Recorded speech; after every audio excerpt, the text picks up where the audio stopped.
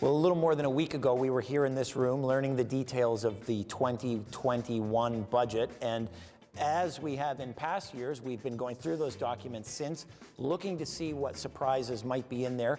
And really, what's notable about this budget is there are very few surprises. It is very much what you see is what you get in terms of a fiscal plan. We are light years away from when John Hamm was in power, and he suggested that the opposition ferret out the bad news in his budget. Well, there does not seem to be any of the cuts that we've seen in previous budgets.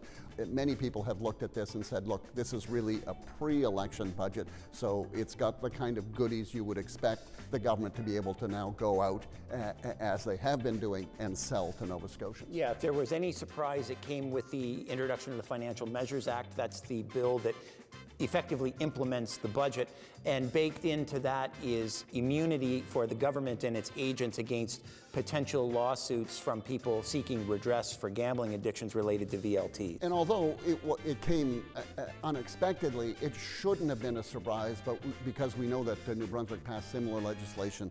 Newfoundland, there is a case involving VLT addicts, and both PEI and Newfoundland are expected to bring in similar legislation, but it did come a bit out of the blue, and certainly neither the budget documents nor the speech itself made any mention of it. Right. Something else that came out of the blue on Tuesday was the appearance of that rarest of beasts down here, cooperation.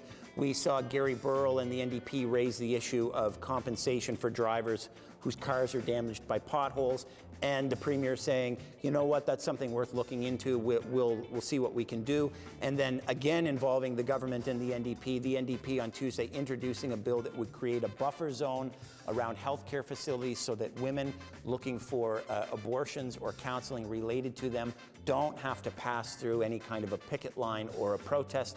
Government House Leader Jeff McClellan effectively saying, look, it's 2020, there should be no barriers to healthcare access for anyone. And I'm not going to pull out my shoulder patting myself on the back, but remember when I predicted before the House that we could see a tie vote? Well, we came within a hair's breadth of that on Tuesday, with the opposition trying to amend a government bill which would have given us fixed election dates in Nova Scotia, something Stephen McNeil has no interest in. Well, the Liberals won that vote by only one vote.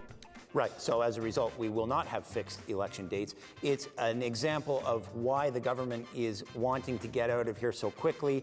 The margins for votes are so tight, and with two by-elections coming up in a couple of weeks, one in Truro, one in Cape Breton, the government doesn't want margins being any tighter than they already are. So we are on track for this session wrapping up sometime next week, the budget passing, then I guess we see what happens from there.